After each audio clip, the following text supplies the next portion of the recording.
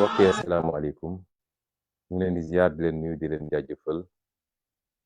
di leen ndokkel ci fan yu tedd yi ñu jóge di ay bésu tabaski mbokk yi ñu réew Sénégal mi ngi dund jamono ci ay jamono yu gën a lënt ak yu gën a doy waar ci bi mu sosoog léegi en tant que réew mu am indépendance waxuma sax jafe-jafe yi nga xam ne kenn ku nekk ci ñun ñu ngi koy dund ci wàllu koom-koom ndaw ñi amuñu liggéey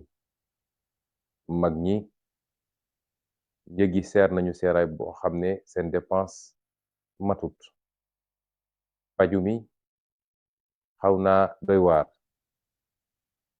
ak yeneen te loolu yépp dara waralu ko lu dul lajj gi nga xam ne ki ñu dénk réew mi diirub fukki at ak ñaar lajj na ko ci liggéey bi ndax njuumte gi mooy jàpp ni dem lépp xaalis bu bari boo xam ne suñuy sët ki sëtaat dinañ ko fay ngir tabax benn autorail wala tabax benn BRT wala tabax ay immeuble ak ay stade jàpp ne loolu mooy koom-koom réew jamono joo xam ne mbay mi nërmelu na càmm gi nërmelu na géej gi jaay nañ ko ba napp amatul amuñu ay industrie yoo xam ne moo war a mën a transformer la ñuy liggéey te loolu mooy andi valeur ajoutée mooy yokk ci koom-koom waaye loolu it mooy tax ba ndaw ñi mën a am liggéey lajj googu mu lajj moo teg coono askan gi waaye bi gën a doy waar mooy jafe-jafe yi nga xam ne tey andi na njàqare ci sénégalais bu ne te mu lalu ci politique ñu fas yéene ci waxtaan ak yéen ci tuuti jafe-jafe yooyu nag dara waralu ko lu dul ki ñu dénk réew mi mu fàtte ni dañ ko dénk jàpp ni da ko donn wala lu mu jënd la cëpp marché muy moomeel ba tax nag dañ ko dénkee réew mi ba léegi ci fitna la Sénégal dëkk kuy sénégalais rek war nga nangu ni juróom-ñaari at yi li fi xew ci fitna boo dajalee li ñu doxoon diggante bi ba 2012 boo ko dajalee tollul noonu mai 68 événement 62 yi 88 93 2011 yooyu yëpp boo ko dajalee li fi xew ci fukki at ak ñaar yi moo ko gën a tar lan moo ko andi mooy benn dong ci 17 millions de sénégalais ñu dénk ko mu foog ni moom ku wax mu tëj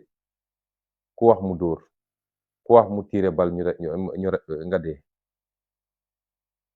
opposant bu yëngatu muy xaw koo ragal ne xaaral ma faagagal ko xaaral ma complot ko xaaral ma fexe nu ma koy yóbboo kaso lii rek moo andi fitna ci Sénégal gisin googu nag mu am lal ko ci coxor goo xam ne kuy sénégalais xam na ko ndax nit bu soxor boo ko gisee xam ko lal ko ci li tubaab di wax rancune mooy fayante diw daf ma contre faw rek ma faagagal ko moo xam homme d'affaires la moo xam sëriñu daara la moo xam ab sëriñ la wala ab étudiant la wala ab journaliste la képp ku ne man ànduma ak moom gis naa neneen rek mu ne tey ma rey la te loolu du màndargam jiit dafay yaatu di jéggale di jàllale loolu moo ñu andi ci lii ñu toll nii ba lan mooy conséquences yi mbokk yi lu mat juróom fukk ci ay bakkan ci ay gone yu ndaw a ndaw rot na fi diggante mars 2021 ak juin 2023 lim bi bari na de takku na benn bakkan rek bu rotee dafa mel ni àdduna yëpp lañu faat barki démb bu bakkan rotee ca France ka jiite France dafa génn wax ak waa France ca saasi la génn ñun de bii mujjee nii ñaar fukki bakkan ak juróom-ñeent ñoo rot ba léegi ki nga xam ne moo jiite réew mi taxawul jàkkaarloog askan wi wax ak askan wi massawu leen balu leen taxawul jàkkaarloog wayjur yi jaale leen loolu mooy ñàkk a wekk sa askan ci jamono joo xam ne ma ngay dem ba Ukraine nga xam ne 8000 kilomètres d'ici ñu jox ko ay sondel mu naan day rendre hommage ña fa dee ca guerre ga naam lu baax la sax waaye nag balaa ngay laax jaay wax dëgg yàlla sa réew mii nga dëkk ñu jiital la mbir am nga génne alkaati yi ñu tiire ci kaw nit ñi ñaar fukki bakkan ak ñeent rot ci ba tey jii ñaar fukki fan ak juróom ñaar tegu na ci tey jii yeyoo yàbbi wax ak sa askan mu toog ba tey mu ne suba dina jàkkaarloog yéen pour wax ci mbirum politique ci war mbirum mandat loolu ñàkk a wekk sa askan weesuwut loolu li tubaab di wax mépris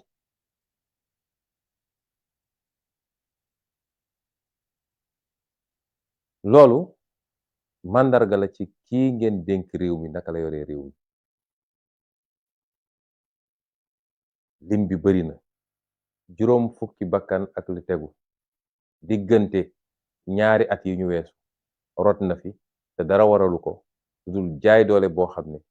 ki ñu dénk réew mi essayé na ko jaay doole askan wi jóg ne ko lii du fi amee yoruñu lu dul ay xeer mu jël ay ngànnaay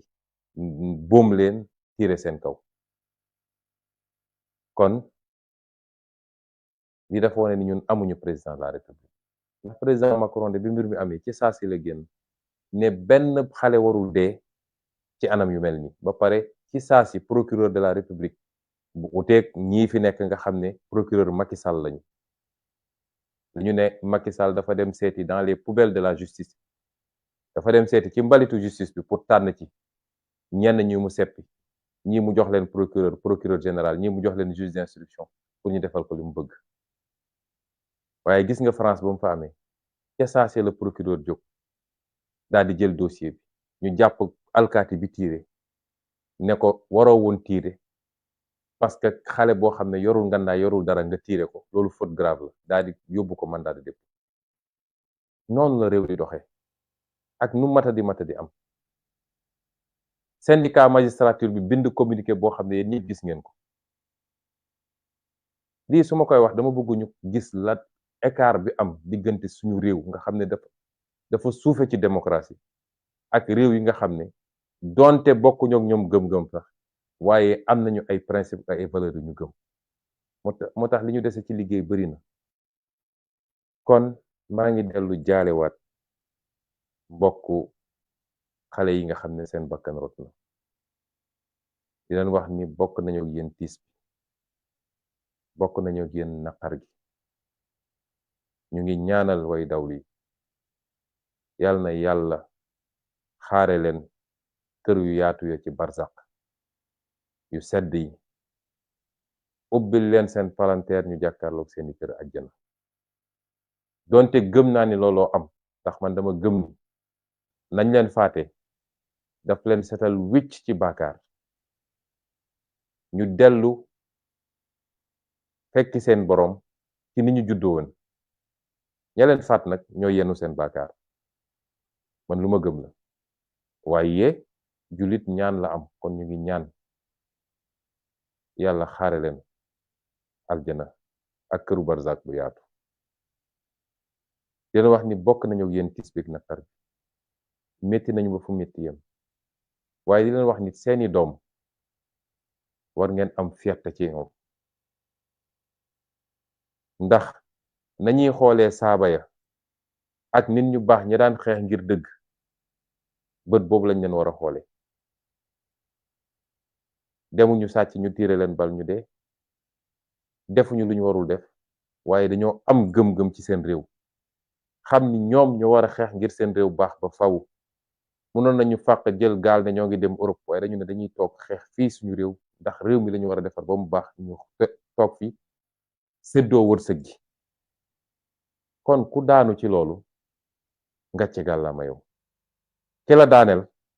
moom moo des ak ay problème waaye di leen wax it ni amoon nañ yéene ñëw jaale si leen te dinañ ko def ndax jaay doole gi nga xam ne moom lañ ñuy jaay doole ba tëj suñu koñ ne kenn du génn te teguñu ko fenn moo ñu tere ñëw pour le moment waaye niñ ko defoon ci 2021 kenn ku nekk am nañu yéene sol suñu dàll ñëw ba ci kër ga jaale la massawu la bokk ak yow naqar gi rax ci dolli it ni bu ñu nekkoon ci réew mu normal famille bu nekk boo xam ne tey teg nañ ko lorange bi nguur gi dafa waroon a jël ndàmpaay gu duuf gu duun teg ko sa loxo naam remplacé wul bakkan bi nga ñàkk waaye diine gi ñu gëm sax ñun diine yi ñu gëm bopp dafa ne ku rey te tey ko ne maa tey rey kooku dafa am fu ñu war a jaar ak moom ki nga xam ne nag teyu ko ba léegi teggee kooku ko carrément dafa war a jël ndàmpaay gu muy jox famille ñi nga xam ne ñoo ñàkkale kon noonu la état bi waroon def waaye état goo xam ne coxora ko lal jàpp na ni liy xoqatal xale yi mooy ñu ne leen ñaw gis ngeen ku fi génn ñu rey ko te du mujj fenn te foofu la naxee boppam yàgg-yàgg nag bu soobee yàlla état bi en tout cas nun bu ñu yàlla may ñu yegg fi ñu war a yegg état bi képp koo xam ne lor nañ la ci ñu mel anam gu mel nii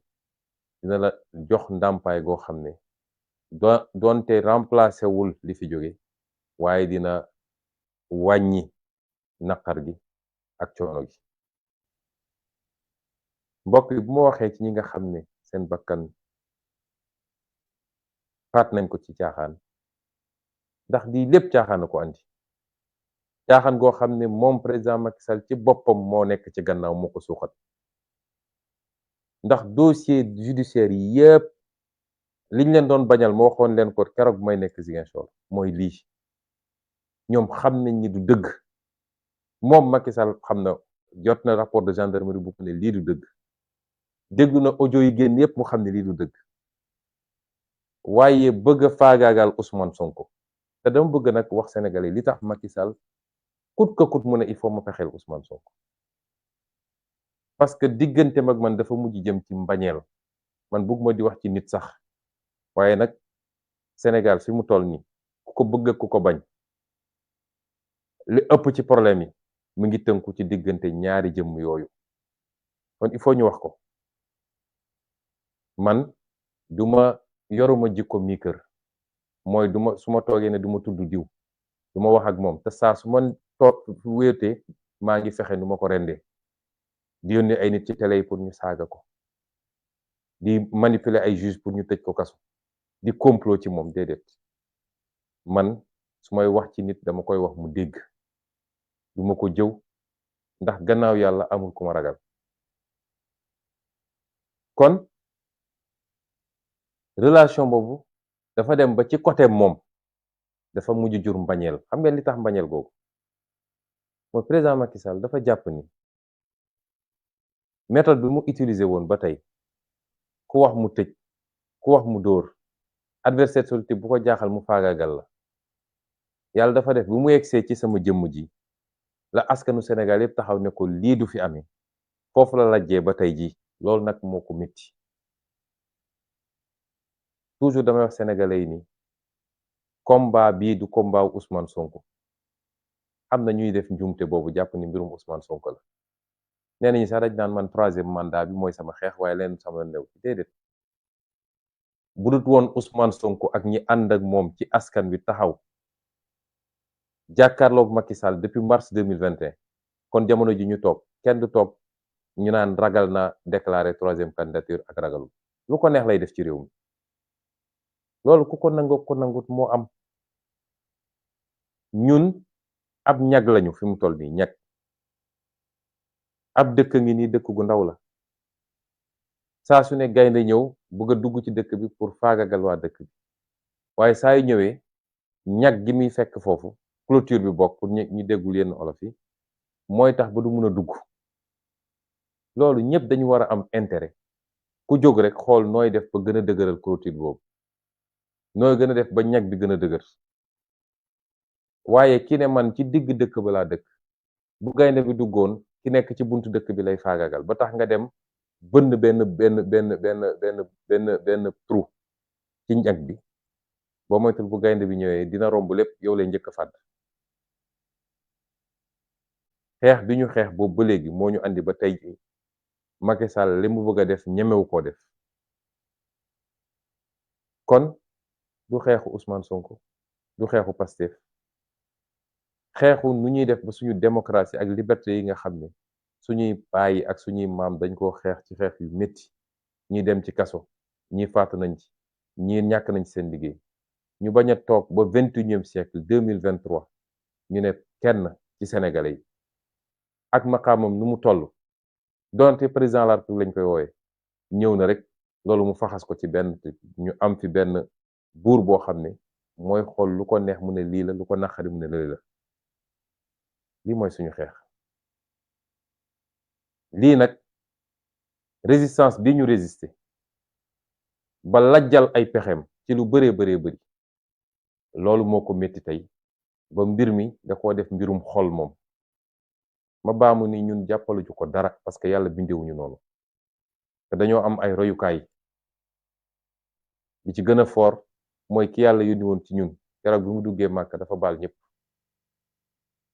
kon mbañeel googu nag nga xam ne judd na ba ku tudd turu Ousmane Sonko ci kanamam sax nga gis xar kanam gi mel ni ku ñu tàggee looloo waral li ngeen gis ni yépp agression yi brutalité bi pexe yi ci wàllu justice waaye mu ànd ak beneen ragal bu gën a doy waar mooy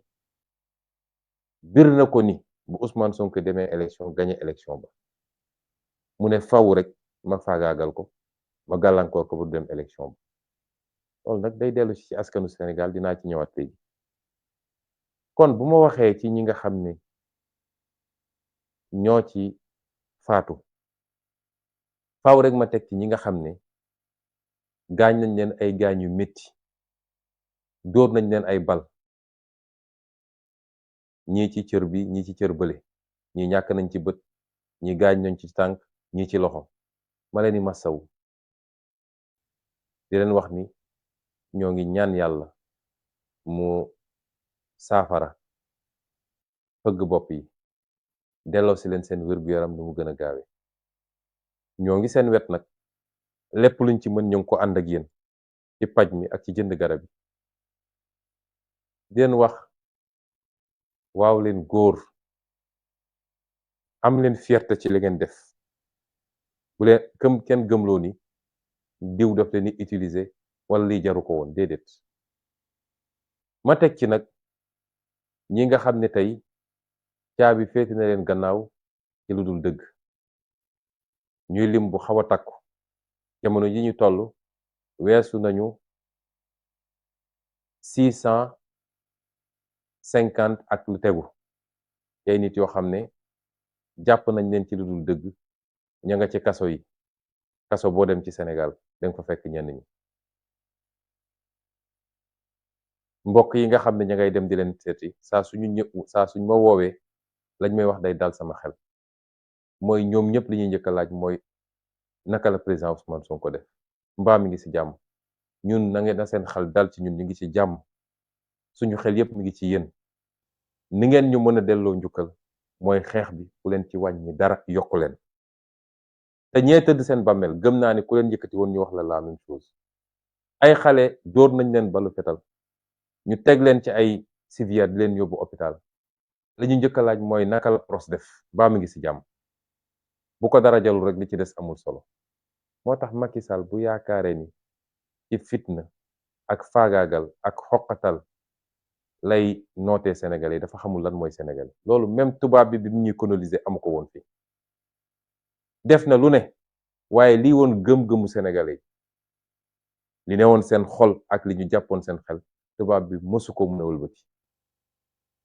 moo tax ku xamul Sénégalais yi rek mooy gëm ni mun nga réussir ci loolu Sénégalais yi da ngay jëflanteeg ñoom dëgg jëflanteeg ñoom lu xel mën a nangu ñu weg la nga jëflanteeg ñoom yërmande ak li nga xam ne mooy suñu valeur ñun Sénégal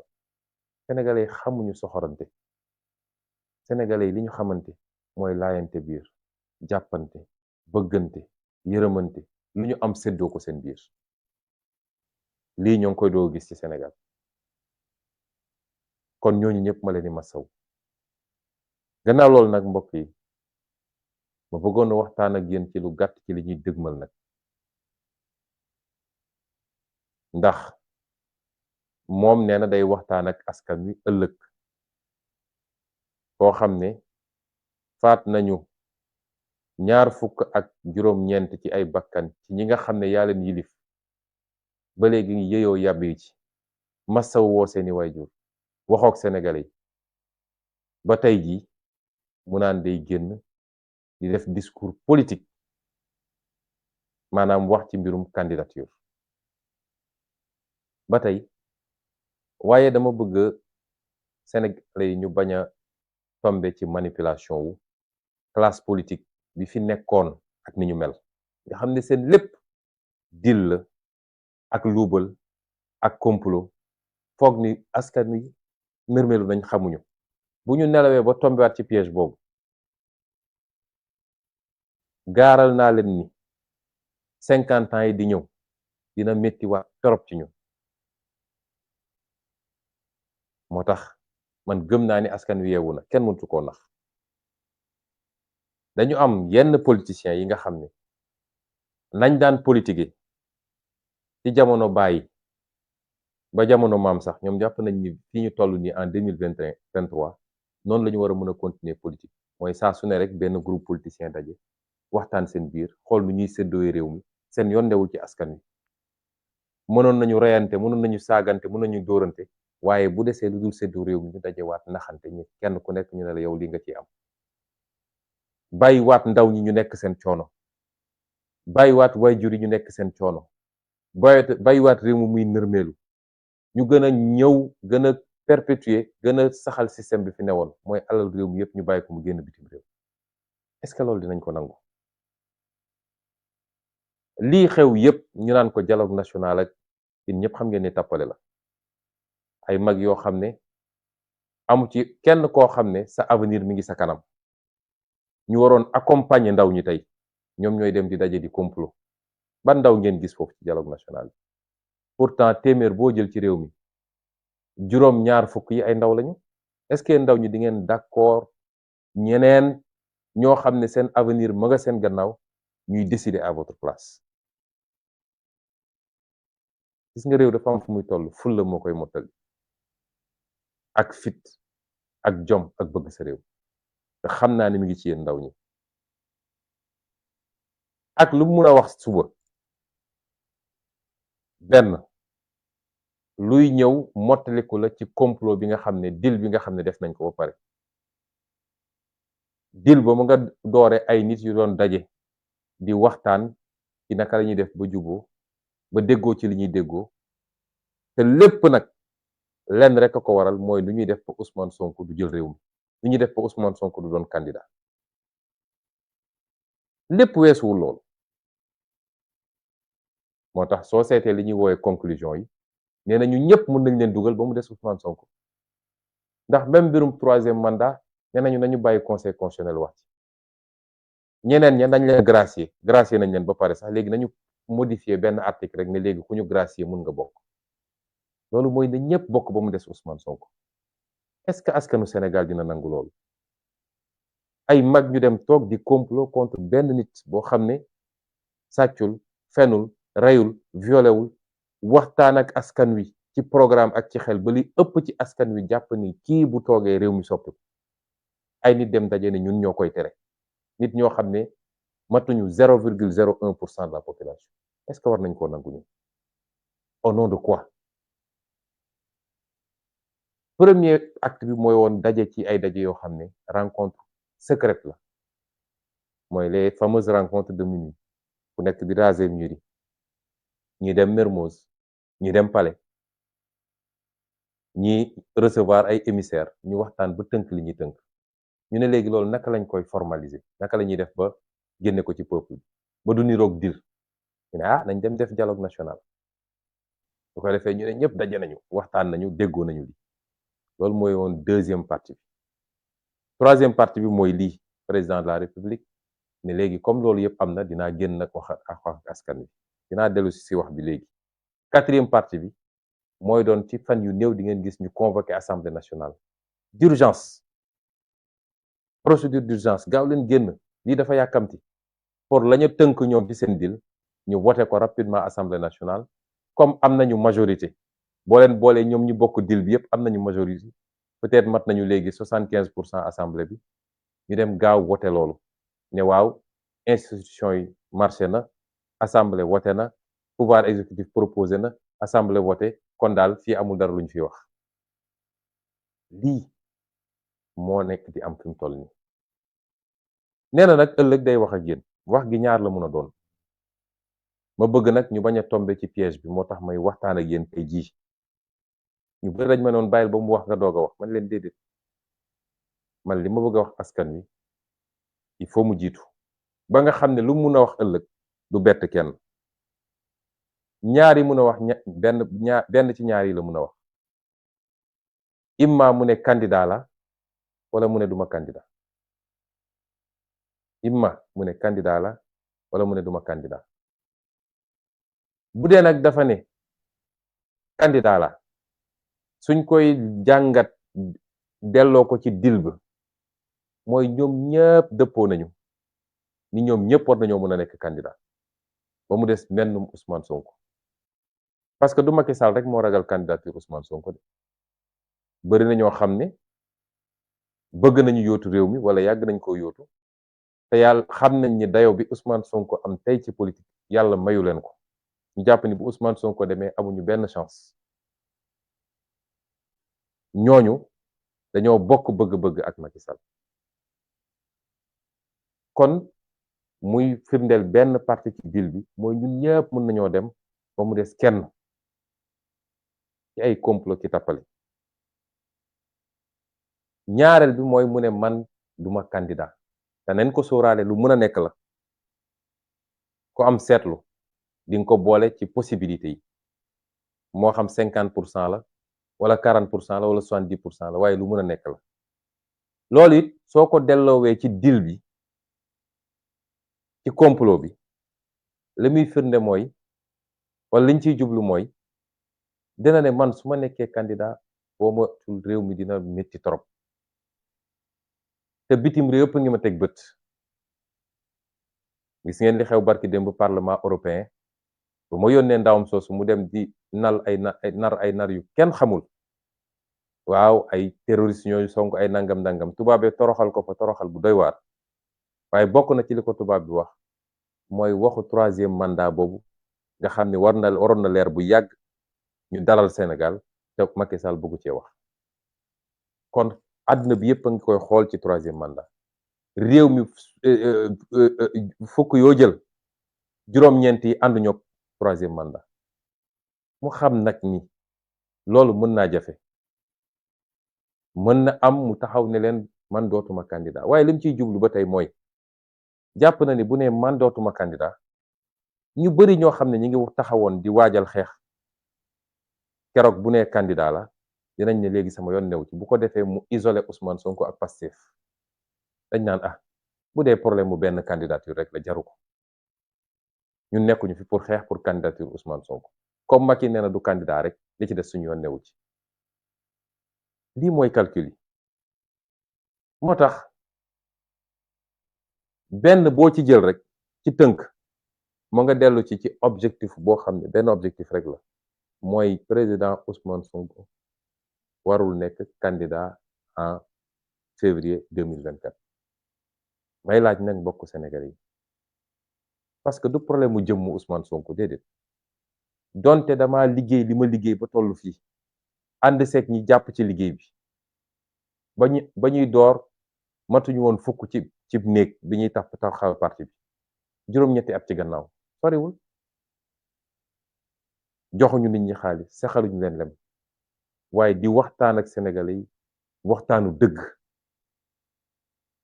di leen wax lan mooy dëgg di leen wax lan mooy jàmbatu réew mi di leen proposer ay solution Sénégalais di gëm benn ba tey ñu nekk ay millions ñu daj ci lu nekk nag la ñu daj ci politique kenn dajagu ko ci politique Sénégal ci xaste ci saaga ci sosal ci attaquer suñu vie privée ci pexe pour tëj ñu ci violenter ñu ci rey suñuy militant ci tëj suñuy militant amul kenn ku ko daj waaw est-ce que dinañ nangu loolu yëpp ñu daj ko ba ñëw ba cappaandaw ba benn nit rek toog woo ay nit ñu complot ñu ne loolu dañ koy faagaagal buñ ko nangoo de dafa mel ni wor nañu ñi gëmoon projet bi di xeex ba seen bakkan rot ci dafa mel ni wor nañu ñi ci gaañu wor nañu ñi ci nekk ci kaso yi waaye warante nañu ñun suñu biir du jëmm Ousmane Sonko dañu yàgg wax ni ñun projet la ñu gëm mais du nit mais dafa am loo xam ne combat de principe la bu ñu nangoo Macky Sall mën a jóg ne man may tànn ku ma neex waaye du askanu Sénégal mooy tànn bu yóbboo ëllëg bu xëyee ne maa ngi tas parti bi ñu toog seetaan ko bu xëyee ne damay def 3e mandat 4e mandat 10e mandat ñu toog seetaan ko bu toogee ba mu neex ko mu ne diw neexuma dem leen jël tëj ci kaso bi wala diw neexuma dem leen barricade quartier am kenn du génn nañ toog seetaan ko mbokk yi gor gor lay doon gor day judd ci gor màgg ci ngor dee ci ngor waaye gor mënul doon gor lundi mardi mu nekk jàmm mercredi mu dellu soit nekk gor loolu mënul ne man nag gëm naa ni askanu Sénégal askanu gor la ca ëpp ci askan wi gor lañu amul benn peuple boo xam ne lépp maase waaye man gëm naa ni li ëpp ci askan wi ay gor lañu ñu yar leen ci ay principe yoo xam ne dañoo judd di ko dégg ba tey jii jom fulla fayda kersa kóllëre ak yeneen loolu mooy Sénégal loolu la suñu maam yi doon jiital ca ba ñuy nekk ceddo balaa sax diine di ñëw ndax nun dañuy wàcc yoon déedéet moo tax faw rek ngeen fàttaliku ni ak lum leen mën a wax suba weesuwul mi ngi dugg ci cadre seen deal ak seen complot te weesuwul objectifu nu may def ba écarter Ousmane Sonko moo tax du ma bett bu doon ëllëg ñëw na wax ak yéen ne leen du ma candidat pour moom loolu dina permettre mu isoler Pastef ak Ousmane Sonko mu ber leen ba ñeneen ñëpp ba ci association yi fi am dajale ñu bëri ñu naan dañuy xeex contre le 3e mandat ñëpp ne léegi suñu yoon newul ci détenu politique suñu yoon newul ci naka la ñuy def ba écarter Ousmane Sonko ci candidature bi suñu yoon newul ci nit ñi ñu rey ñun daal comme pour Macky nekkul candidat rek ñun ñu ngi dem tool da ngeen ci bàyyi xel loolu mooy objectif moo tax du ma bettit immédiatement après mu relancer la machine judiciaire soo gisee ba léegi mu barricade koñ bi bu defee loolu jàpp na ni am na lenn ci sénégalais yoo xam ne anesthésié na leen mooy pikiir na leen pikiiru nelaw ba ña ngay nelaw mu ne gars yi dem leen tegal ma loxo ci Ousmane Sonko loolu tax ba léegi ñu barricade koñ bi may wax sénégalais yi nag ni Macky Sall mënumaa jàpp parce que ñu bëri ngi laaj question boobu ñenn ñi am si sax njàqare ma leen di wax ni Macky Sall mënumaa jàpp mënumaa téye man ndax ba ñu duggee ci seen caaxaan yi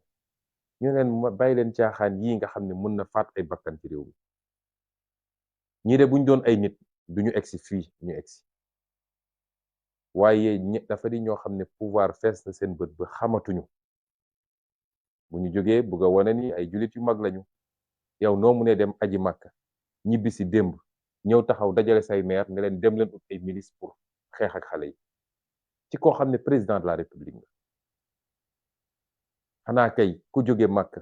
ak jamono yi ñu toll muy feet nga jiite Sénégal yépp waroon nga xool neneen nooy waxee askan wi dul naan leen dem leen rey nit ñi dem leen xeex ak nit ñi dem leen dóor nit ñi waaye bi ñu defee seeni complot dem ut seen juge muy Issa Ndiaye boobu nga xam ne nee nañ ma jarbaat la ci ki nga xam ne moo gën a tar ci ñu wër Macky Sall ci naan ko dóoral ak reyal jëlee ko usuy ñetti weer balaa procès bi mu ñëw ñu njëkk koo dugal ci dossier bi ma seqoon ak Mame Mbaye Niang dossier diffamation moom dong ci ñetti juges yi fa ne woon moo doon naan moom dafa bëgg ñu tëj ma peine d'emprisonnement weer ak genn wàll ñu dugalaat ko ci beneen dossier def ko sax président composition ba dafa ne loolu justice la mu def loo xam ne dafa mujj sax tuuteel Sénégal ci àdduna bi yëpp ñëpp gis ko nga ne nit ki dafa siif dafa yoroon gànnaay di menacer ñu dem nit ki teewul avocat teewul amoo benn preuve bu mun a firndeel loolu nga ne loolu defu ko ba pare dem inventé leneen ba di fen ngeen jéggal ma ci kàddu Issa Ndiaye dafa fen ndax li mu wax loo docteur Alfousseyni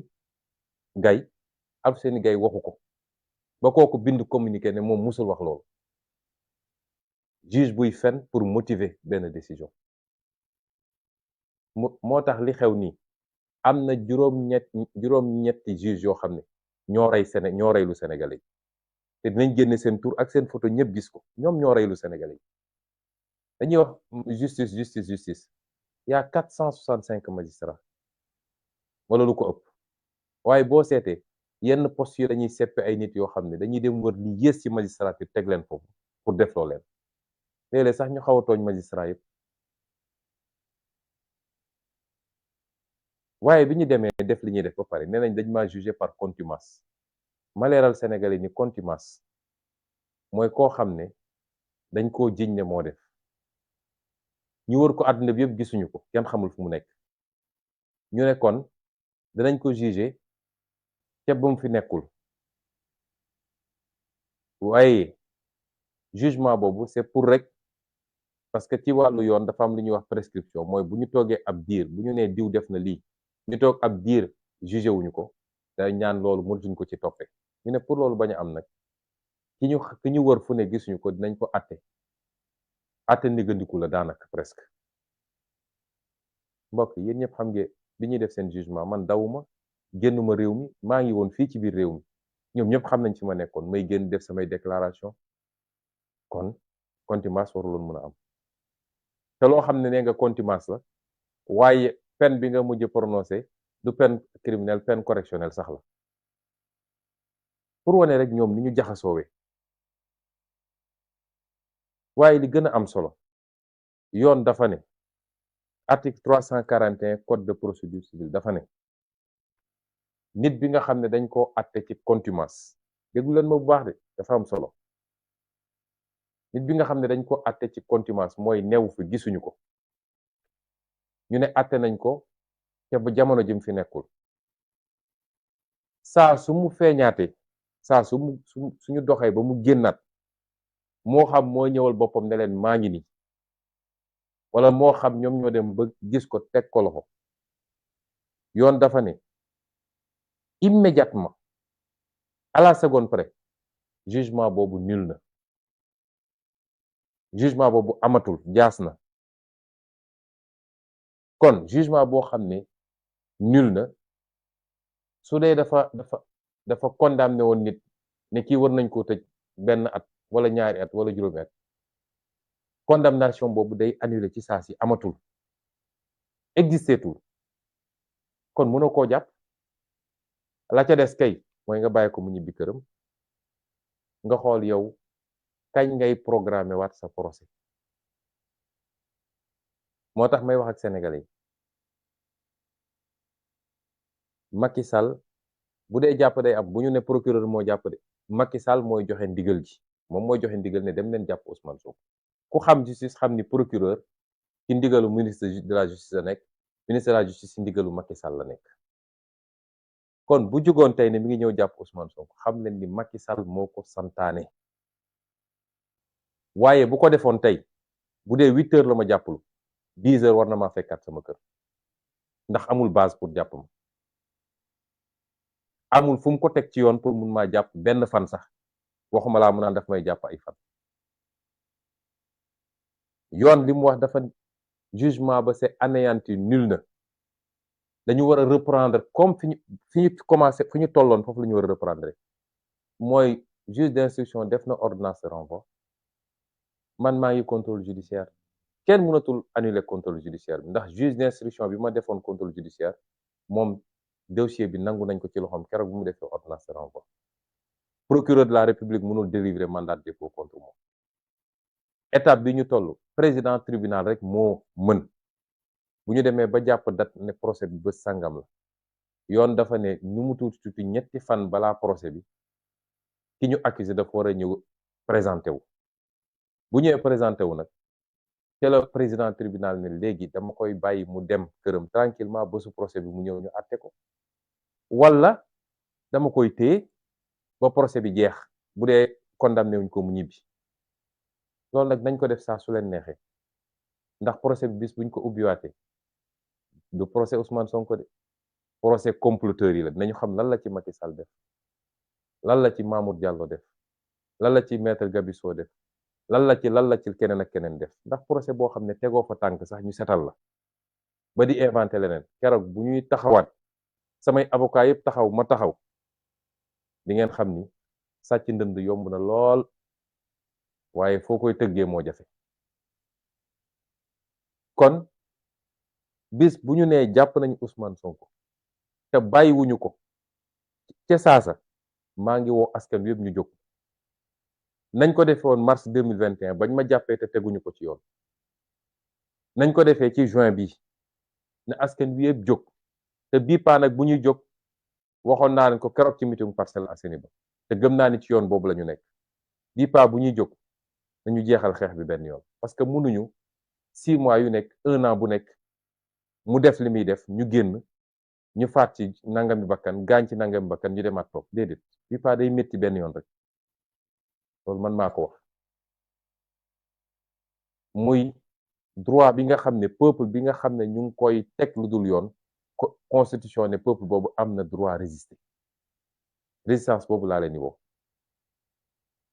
te nag bu leen ci am lu ngeen di ragal ndax lii weesu lii am ci weer wi ñu nekk weer wi ñu génn muy weeru juin jàngat yu bari lañ ci war a jàngat may dalal xelu sénégalais yépp rawatina ndaw ñi Macky Sall amatul sañ-sañ li muy def discours dajale ay maire di wax loolu foofu la koy waxee de maire yooyu Macky Sall ngi leen di dugal ci loo xam ne day dem bàyyi leen fi ak seeni problème te xam ngeen ni attanu leen ko ndax fu commune bu ngeen jë ndaw ñi fa nekk ñëpp ñun lañu àndal xam ngeen ni mënu leen xeex ak ndaw ñi nekk leen seen maire far leen APR def leen seen politique amul problème waaye bu ñu demee ba di leen dugal ngeen naan yéen ay organiser pour xeex ak résistant yi xam leen ni yéen a ngi sa xottu gerte résistance lañu woote te su ma amoon terme bu gën a fort gatsa sax dinaa ko utiliser bii pa bu leen kenn gëm loo woy ñii ñooy nitu fitna ñi président de la république bu dajale ay nit pale ne leen dem leen préparer ut ay milice xeex ak xale yi waxoo police maintenir l'ordre waxoo gendarmerie maintenir l'ordre waaye ay nit ngay dajale gannaaw bi nga génnee fi ay milice ñëpp gis ko kon Sénégal yëpp xam nañ fi violence bi nekk ku naa fekkul xam nga fu violence bi nekk waaye nag réew mi am nu mu tëree kon nañu waajal suñu bopp ni ñu ko yàlla sante waajal leen seen bopp lu ngeen mën ci doole mastataatum lu ngeen mën ci doole kuwa bu leen ragalati parce que li fi xew àdduna bi yëpp da koo gis àdduna bi yëpp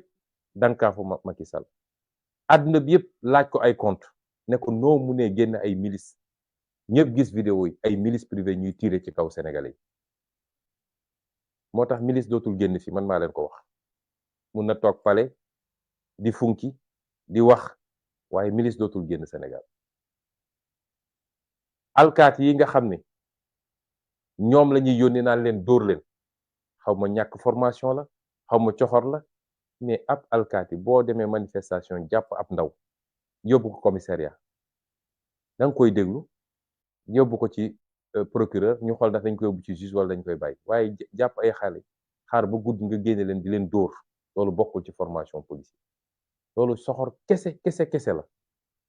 moo tax mbokk yi liggéey gi ñuy xaar bëri na ndax il va falloir nettoyer beaucoup de choses justice bi fonction publique bi police bi fépp am na ay réformes yu ñu war a def ndax Macky Sall dafay yàq réew mi yaxeet jël ay nit transformer leen ay objet di leen def loolu defuwut waaye bu dee alkaati yi dese nañu xel tuuti dinañ xam ni mbir mi ñoom ñoo ciy des de ndax ministre affaires étrangères dafa dem barki démb ci benn télévision tubaab lan la wax nee na déedéet ay milices tiré wuñu de alkaati yi ñoo tiré te légitime défense la woon loolu lu muy wund ban légitime défense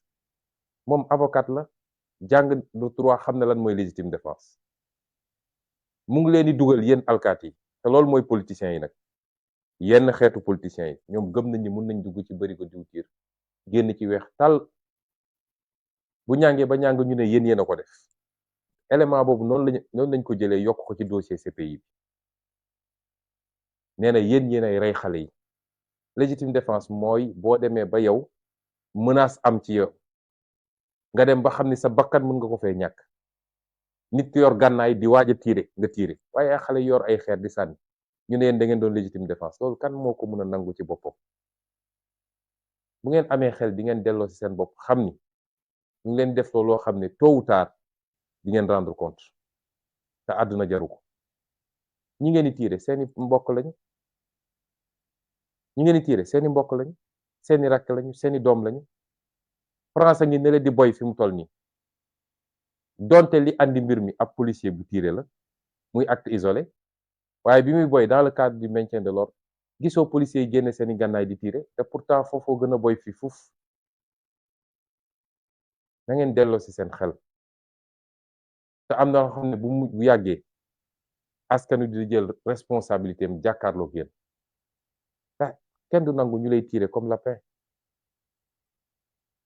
askan wee leen di fay seen salaire moo leen jox ngànnaay Macky Sall fayu leen salaire de ku ci fayeeku sa 90 000 wala sa 200 000 wala sa 500 000 xamal ni sénégalais ñoo fay seen impôt jox la nga dem fële ñu ne la jox nañ la ordre rek nga fàtte loolu lépp na ngeen delloo seen xel te gëm naa ni alkaati yi ñemeetuñu taxaw jàkkaarloog sénégalais di leen tiire su dee kaso yi dañu am capacité mun naa leen ne fi mu ne nii kaso Sénégal yi attanuñu kenn mënatuñu jàpp kenn mennum Rebeuss moo ci dese tuuti place tuuti kaso yi attanatuñu kenn ba ñi ñu mujjee jàpp lan lañ doon def soo demee fu mel ni Mbàkke dañoo mujj dem ut loué benn kër pour dugal fa xale yi ay car rapide lañ doon jël pour ñu jël xale yi di leen jëlee fële di leen yóbbu kaab ba moo tax pexe Macky Sall moo jeex politique répression am jeex na bu ñu takkee suñu fit rek bañ a lii feesal suñu bët jàkkaarloog ñoom jàmmaarloog ñoom boo moytul du yeggali mandaam day daw génn réew foofu lañ ci toll waaye doo xeex di xeex ba egg ci cappaandaw bi ngay wàcce sa loxo bu boobaa ñàkk nañu doublement ndax li ñu ñàkk ci ay nit ak ay blessé ak li ñu ñàkk ci kenn ku nekk suñu bopp muy benn ñàkk waaye ñàkkal nañu Sénégal changement bi nga xam ni 1960 ba léegi ñu ngi ko doon xaar ma leen di soññaat ñu gën a taxaw gën a takk suñu digg yeggali xeex bi la may wax toujours Macky Sall moo ñu ameel en waaye ñun jàppaluñu ko dara suñu xol bi lañ ko doon ñaanal rek mooy mu jekkali nguuram ci ni mu gën a rafete daa di dem moo xam day dem ci international moo xam day dem tëddi këram loolu rek lañ ko doon ñaanal waaye bis bu ne mu def loo xam ne day gën a aggraver kaaw bis bu ne mu def loo xam ne mën na koo topp ndax tey bu ne dafay forcer troisième candidature est-ce que xam ngeen ni haute trahison la parce que moo taxaw jàkkaarloog ana sénégalais yi ci référendum ba ne ñaari mandat kenn mënu ko wees wala quoi bind ci téeréem ne moom mënul def lu weesu ñaari mandat ku ñu nommé ku ñu élire président de la République nga taxaw ci sa kanam askan wax te li mu wax dëppoo constitution bi nga ñëw jalgatiwaat loolu ba xeex nar cee am loolu haute trahison la te président de la République lenn lañ ko mën a toppee mooy haute trahison bu ko defee haute trahison la moo tax mbokk yi ñu ngi leen di gërëm di leen sant ci déglu bi waxtaan wi xaw naa gudd waaye contexte bi moo ko laaj di leen wax ni kenn ku nekk ci ñun dafa war a dépasser li tubaab di wax la barrière psychologique de la peur mooy ni ñuy def ba fexe ba dugal ragal ci bopp nit ñi ba kenn ku nekk naan ah su ma defee mbaa wóor na déedéet bu dee Macky Sall yàlla delloo na xelam mu jaar fi sénégalais bëgg mu jaar réew mi jàmm rek a fi am waaye bu defee safaan wa faw rek ñu jóg taxaw jàmmarloog moom ci fan yi di ñëw nag dama bëgg askan wi yëpp jógandoo taxaw ñu organiser manifestation fépp ci Sénégal parce que waruñu toog rek di naan dañuy xaar bu dee jàpp na Ousmane ñu génn xeex wala bu dee tere na candidature Ousmane déedéet war nañoo jóg organiser ay manifestation partout ci Sénégal pour que suñu détenu politique yee ñu jàpp di leen métital ci prison yi mu bàyyi leen lu war la kon nañu waajal takk suñu digg jóg may daane nag ci lancer un appel ci armée nationale damay faral di wax ni bu amee ab cër ci Sénégal boo xam ne Sénégal yëpp dañoo dëppoo ci cër googu ñëpp a leen naw ñëpp a leen bëgg ñëpp a leen respecté kenn mësu leen critiquer ku leen critiquer sax nit ñi dal seen kaw bu amee cër boobu mooy armée nationale du Sénégal ngalawaay génération armée bii fi nekk rawatina ñi ko jiite bu leen nangu loolu ñu yàq ko bu leen nangu Macky Sall gannaaw bi mu yàqee justice bi yàq administration bi yàq segment société bi yépp lii ci xaalis ku muy joxe lii ci xoqatal ak leneen bu leen nangu mu yàq suñu armée nationale ndax mooy suñu dernier rempart de ñun ñëpp dañuy wax rek waaye armée nationale mooy suñu dernier rempart mooy garantie wu sécurité ak stabilité réew mi te loolu bu amee ba ñëpp naw leen doxalin la goo xam ne ñi leen jiitu woon ci armée dañ koo doxal fii léegi yéen a nga ca fële ci àll ba di xeex ngir réew mi ñu bañ koo xar ñaar wala agresseur jóge ci biti ñëw agressé yéenay suñu royuwaay ñun ñëpp bëggoon nañu nekk militaire fii léegi yéen a ngi nekk ci àdduna bi ñu leen di yebal ci casque bleu wala casque blanc Nations Unies ngeen dajeek soldaaru àdduna bi yëpp ñëpp naw seen professionnalisme vous faites notre fierté mooy yéenay suñu royukaay waaye suñ leen dugalee nag ci géopolitique intérieur mooy lii xew diggante acteurs politiques yi fii ci biir Sénégal bu boobaa nag yéen a ngi yàq réputation armée suy wax ci li xew ci biir réew mi warul weesu dem ba gis ni yàq am na te kiy yàq mooy président de la république ngeen ne ko tegal lii ci suuf général Jean Alfred Diallo mi fi nekkoon chef d'état-major des armées ma koy fàttali kii nga xam ne moom la yàlla teg tey muy général muy semga général Cissé Mbaye Cissé ma koy fàttali ni général Jean Alfred Diallo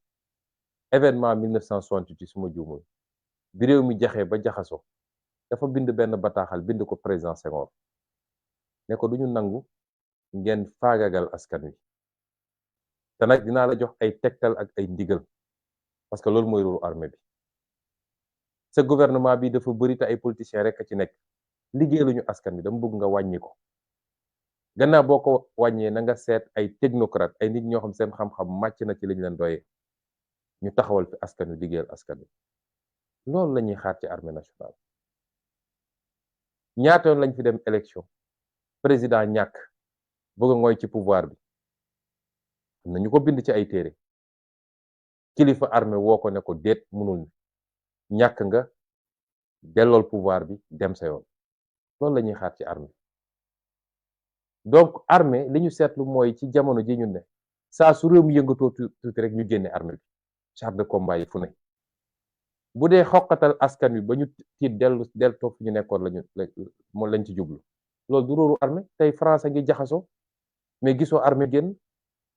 États-Unis day am ay yëngu doo gis armée génn ci am réew souveraineté bi sañ-sañ bi askan wi rek moo ko moom bu dee askan dem na ba jàpp ni kii fi nekk liggéeyalu ko waaye sax li gën a garaaw ma ngay dal ci kawam di ko faagagal askan googu jóg ñu ne ñi yor maintien de l'ordre mooy police ak gendarmerie askan wi dem ba ëpp doole police ak gendarmerie bu dee askan woowu dafay dox dem palais sax yow armée da nga ko war a gunge encadré ko waaye war ko tere parce que expression souveraineté nationale la loolu mooy cëru armée waaye du di xoqatal askan wi naam ba léegi dégg guñu fu armée tiré ci peuple bi ba léegi dégg guñu fu armée defee naka sudul noonu waaye nag armée rôle am du maintien de l'ordre tey suñu nee armée demal garder ay magasin Auchan wala ñu ne armée demal garder tel bâtiment askan wi ñëw jublu foofu lan la armée di def yor leen grenade lacrymogène da ngeen di tirer ci kaw askan wi wala da ngeen di ànd ak askan wi dox gunge ko mu dem pale loolu mooy responsabilité armée bi ñuy ñaan nag ñi nga xam ne ñoo ŋànk armée bi fi mu toll nii lu baax rek lañu dégg ci ñoom lu baax rek Macky Sall tegu leen fi ngeen nekk fa ngeen nekk résultat wu ay sacrifice keroog bi ngeen duggee ci armée ñu leen di dawloo di leen ruleloo di leen dóor ngeen di jàng boole si dama naan toujours li loo fi gis ci Sénégal armée moo ci gën a mat nañu ci yaram mat nañu ci xalaat intellectuel yu gën a mag ñi ngi ci armée bi aujourd'hui di làkk langue yu bari am ay diplôme ay doctorat ci fànn yu bari la ngeen yor président de la république yoru ko loolu ngeen daj ko di ci nekk di formé wu ci xel ak ci yaram ba egg fi ngeen egg kon kii signé décret nommé la semga wala nommé la bërëb sàngam wala bërëb sàngam yàlla da koo jaarale ci moom rek nga war a am loyauté nag sa diggante ak moom waaye loyauté boobu warul yegg ci mu def loola loo xam day këpp ci askan wi déedéet ñu ñaan armée Sénégal mu fàttaliku loolu te jëmmal li nga xam ne moo tax askanu Sénégal naw ko di daaneel nag ni askan wi war na xam ni Macky Sall li mu mënoon mënatu ko ndax dañ ko bàyyiloon terrain international muy wër di yàq suñu der naan ay salafiste lañu ay terroriste lañu respecté wuñu institution yi waaye jël nañu contre-offensive wax ak àdduna bi yépp média internationaux yi ñëw wone li xew Sénégal ba gis ngeen tey fu ñu dem ñu ne leen yéen waxu leen dëgg waaye rax ci dolli ñu déposer plainte CPI plainte boobu nag moo leen tiital plainte bi du sama plainte man plainte famille victime yi la waaye ñun encouragé nañu bu baax pour nit ñi déposer plainte di féliciter Juan Branco ci liggéey bi mu def ak ñi liggéey ak moom yépp plainte boobu moo leen tere nelaw te tey ku ñu dóor bal wala ku ñu xosi dóor bal sax bari na ku ñu xosi sax tey dañuy jël dossier bu boole ko ci yokkaat ko ci plainte CPI bi dama ne mag lu muy wax di ko wax rek dëgg la ci moom suñu demee ba bésum tabaski amuñu lu ñuy wax lu dul CPI yow nga dem aji màkk ñibbisi dajale ñi ni pare amoo looy wax lu dul CPI waaw su leen neexee sax nañ dem CPI jaaxal na leen te commencement kese la ndax yemuñu ci CPI kon bu kenn ragal ci Sénégal bu taxaw jotee nañu taxaw ëllëg bu Macky Sall jógee ne maa ngi jàpp ci Ousmane Sonko ci lu dul dëgg téye ko ñaari fan ñetti fan ci lu dul dëgg na askan wi yëpp jóg bu ne damay forcer troisième mandat na askan wi yëpp jóg waaye war nañu jóg taxaw ngir suñuy détenu politique ñu bako ndax buñ ko defulit day continuer de saa su ne day xëy rek jàpp kii soxlaatul sax am lay pour jàpp nit ñi lii laa bëggoon waxtaan ak yéen di leen gërëm di leen sant di leen wax nag ni suñu destin mi ngi suñu loxo de suñu destin yàlla deseluñu dara yàlla bu namee ab mbir day dajale condition yi waaye yow yaay mottali yàlla du soppi cim réew lu waa réew mu bëggul soppi ci seen bopp loolu aaya la juróom ñaari weer moo des pour ñu jël suñu destin en main defar réew mi ba ñëpp ne ñun xalaatuñu woon ni réew mi mun na mel nii àdduna bi yëpp diñu jox xool comme exemple ci wàllu développement ci wàllu jikko ci wàllu respecter alalu mbooloo ci wàllu défendre suñuy intérêt réew ak beneen ak beneen ak beneen ñoo ngi leen di gërëm di leen sant ndax am naa yaqin ni peuple sénégalais bi du rendez-vous bi asalaamaaleykum wa rahmatullahi wa barakatu